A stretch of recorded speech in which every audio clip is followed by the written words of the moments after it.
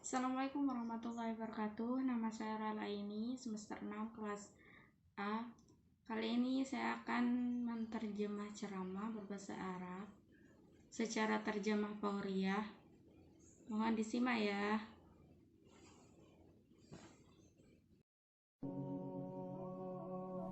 يمشي صلى الله عليه وسلم متوجها إلى بيت عائشة، وقد مضى شهر لم يوحى إليه شيء في خبرها. يمر اليوم عليه صلى الله عليه وسلم ثقيلا مما يجد من هم وأذى من المنافقين. ولم يأتي النبي صلى الله عليه وسلم عائشة طوال مرضها إلا هذا اليوم. وعائشة تقول: جعلت أبكي ليلتي كلها، ثم جعلت أبكي الليلة التي بعدها. تقول: حتى إن والدي ليظنان أن البكاء فالق كبدي، لا تكاد تأكل ولا تشرب، بكاء في بكاء. وأي فرية أعظم من أن تتهم المرأة في عرضها وهي بريئة، وهي ابنة الصديق وزوجة رسول الله عليه الصلاة والسلام. فدخل النبي صلى الله عليه وسلم عليها، وإذا عائشة على فراشها ما تكاد تستطيع أن تحرك عضوا من أعضائها. فينظر النبي صلى الله عليه وسلم إليها، وإذا هي حبيبته وزوجته التي يلاعبها ويضاحكها ويؤانسها، طالما قضى معها أحسن الليالي والأيام. يسمع الحبشة يلعبون في المسجد فيحملها على ظهره لتطل تنظر إليهم، يمازحها يلاطفها يرضيها إن غضبت. يسأل: من أحب الناس إليك؟ فيقول: عائشة. يثني على أبيها مرارا، وإذا هو صلى الله عليه وسلم منذ شهر كامل لم يلمسها ولم تلمسه، ولم يجالسها ولم تجالسه، وإذا هي منطوية على فراشها تنظر إليه مقبلا بعينين ذابلتين هدهما السهر والبكاء. فيأتي صلى الله عليه وسلم ينظر إليها ثم يجلس.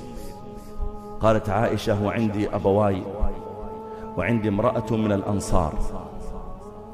فلما جلس التفت صلى الله عليه وسلم إليها وجعل ينتزع الكلام انتزاعا.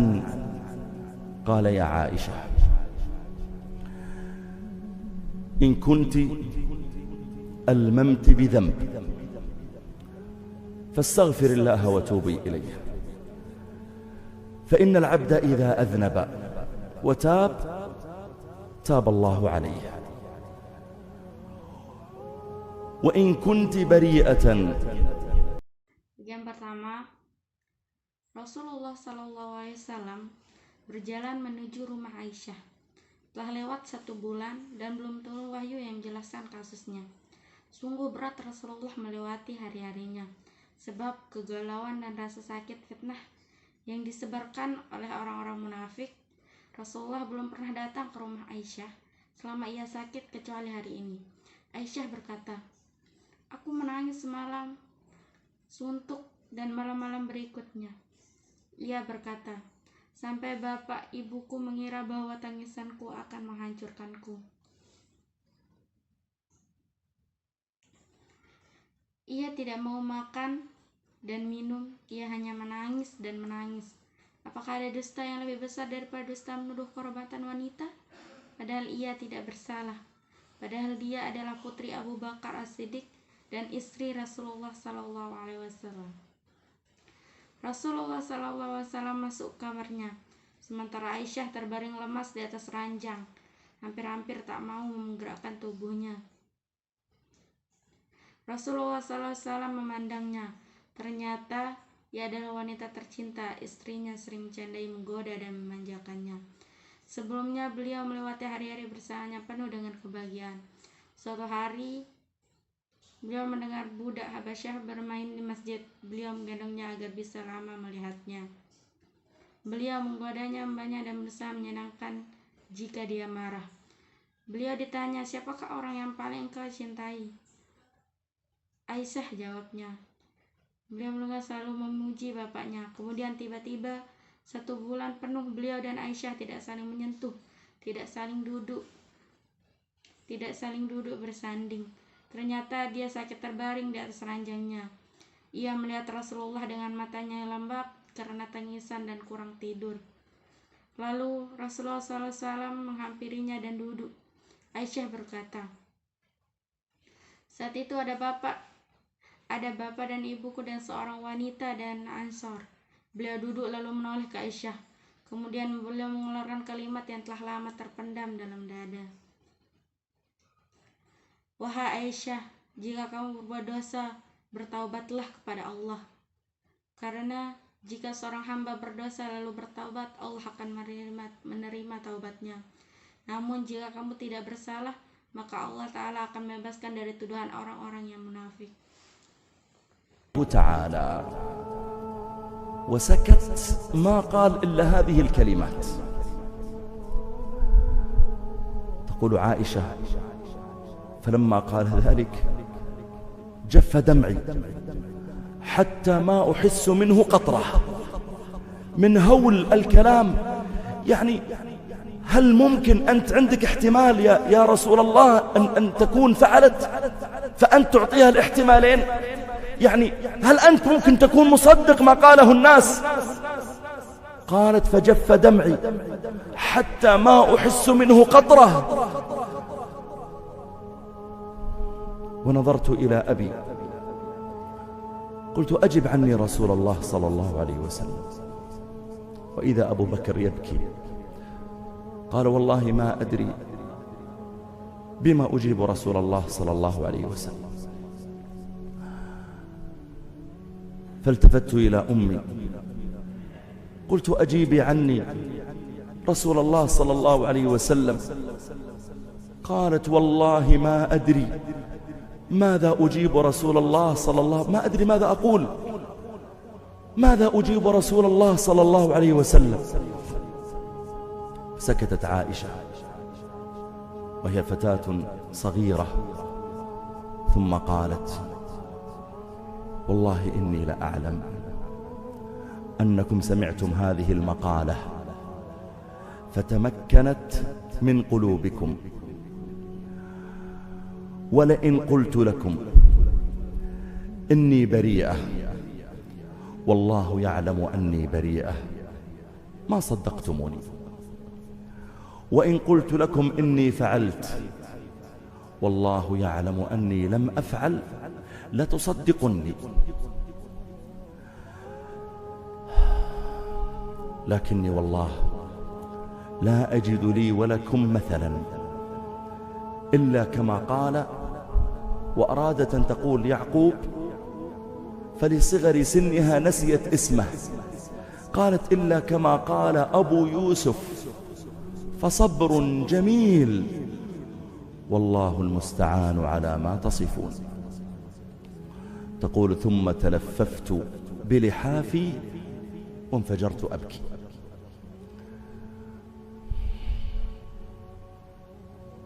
تقول فوالله ما قام رسول الله صلى الله عليه وسلم من مكانه ولا خرج أحد من البيت إلا وقد أخذ رسول الله صلى الله عليه وسلم ما يأخذه عند نزول الوحي عليه،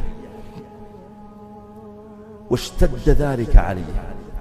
وكان سيدنا رسول الله صلى الله عليه وسلم إذا نزل عليه الوحي اشتد عليه الأمر وتصبب عرقا حتى يرتفع عنه، حتى إن أحد الصحابة كان جالسا بجانب النبي صلى الله عليه وسلم ورسول الله عليه الصلاة والسلام متربع على الأرض والصحابي بجانبه، وركبة رسول الله صلى الله عليه وسلم على ركبة هذا الصحابي، فنزل الوحي على رسول الله عليه الصلاة والسلام. قال الصحابي فثقل حتى كادت ركبتي تندق من الثقل، إنا سنلقي عليك قولا ثقيلا.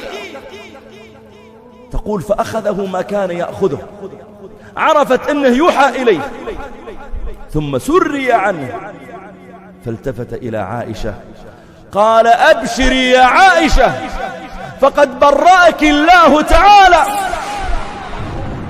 فقالت لي أمي قومي احمدي رسول الله، قومي سلمي عليه واشكريه. وقال أبي قوم احمدي رسول الله صلى الله عليه وسلم. قلت والله لا أحمده، إنما أحمد ربي، إنما أحمد ربي. تقول ولم أكن أظن أن ينزل الله في آيات في القرآن، إنما كنت في نفسي أحقر من أن ينزل القرآن في. إنما أقول لعل رسول الله صلى الله عليه وسلم يرى في رؤيا. وأنزل الله تعالى 9 آيات في أول سورة النور. وتكلم الله العظيم بحجتي وبراءتي في محكم القرآن، والله خافرني وعظم حرمتي وعلى لساني. Namun jika kamu tidak bersalah, maka Allah Ta'ala akan membebaskan dari tuduhan orang-orang yang munafik. Setelah itu beliau diam dan tidak berkata apa-apa lagi. Aisyah berkata, ketika Rasulullah mengatakan hal tersebut, air mataku seketika kering, sampai aku tidak merasa satu tetes pun, sebab dahsyatnya perkataan beliau. Ya Rasulullah, dengan pertanyaanmu tadi, seakan kamu memiliki 2 perkiraan. Aku melakukannya dan kamu mempercayai mereka. Aisyah berkata, air mataku langsung kering sampai aku tak merasa ada satu tetes pun. Aku melihat ke bapakku. Bapak, tolong jawab pertanyaan Rasulullah. Dia menangis. Putriku, demi Allah, aku tidak tahu bagaimana menjawabnya. Lalu aku menengok ke ibuku. Ibu, tolong jawab pertanyaan Rasulullah. Demi Allah, aku tidak tahu bagaimana aku menjawabnya. Aisyah pun terdiam. Saat itu ia masih gadis muda belia, lalu berkata, demi Allah, aku tahu kalian mendengar berita ini dan langsung kalian percaya. Sekiranya aku katakan pada kalian, aku tidak melakukannya, Allah mengetahui kalau tidak melakukan kalian tidak akan percaya padaku. Demi Allah, tidak ada lagi yang dapat aku katakan kepada kalian, kecuali apa yang dikatakan oleh Abu Yusuf Yakub alaihissalam. Maka hanya bersabar itulah yang terbaik bagiku, dan kepada Allah saja mohon pertolongan terhadap apa yang kamu ceritakan. Aisyah berkata, lalu aku menyelimuti diriku dan aku menangis sejadi-jadinya. Demi Allah, tidaklah Rasulullah berdiri dari tempatnya dan tak seorang pun keluar rumah, kecuali Rasulullah merasakan sesuatu yang hebat, sebagaimana beliau merasakannya saat turun wahyu. Hal itu sangat beliau rasakan. Rasulullah apabila turun wahyu padanya, beliau merasa berat dan keringatnya pun bercucuran. Sampai salah seorang sahabat ketika duduk di samping beliau, dan saat itu beliau duduk bersila. Lutut beliau menempel lututnya, lalu turun wahyu atasnya. Sahabat berkata, seakan-akan lututku mau patah karena menahan beban berat. Allah berfirman, sungguhnya kami akan menurunkan kepadamu perkataan yang berat. Beliau merasakan getaran yang sangat hebat seperti biasanya. Detik-detik wahyu turun atasnya. Saat itulah Aisyah tahu bahwa sedang turun wahyu. Nampak kegembiraan dalam wajahnya. Beliau menoleh ke Aisyah. Wahai Aisyah, bergembiralah. Allah telah membebaskan dari tuduhan orang-orang yang munafik. Aisyah berkata, ibuku berkata padaku, wahai Aisyah, bangun dan ucapkan terima kasih kepada Rasulullah. Bapakku berkata padaku, wahai Aisyah, bangun dan ucapkan terima kasih pada Rasulullah. Demi Allah, saya tidak akan memuji dan bersyukur padanya. Saya hanya memuji dan bersyukur kepada Allah. Jawabku, saya akan memuji Rabbku. Ia berkata, aku tidak pernah mengira bahwa Allah akan menurunkan sebuah ayat dalam Al-Quran dalam masalahku ini. Aku merasa bahwa diriku tidak pantas Al-Quran turun untuk membebaskan dari tuduhan para pendusta. Saya hanya berharap semoga Allah SWT melihat kebenaran ucapanku dalam mimpinya. Kemudian Allah menurunkan 9 ayat pada awal-awal surat An-Nur.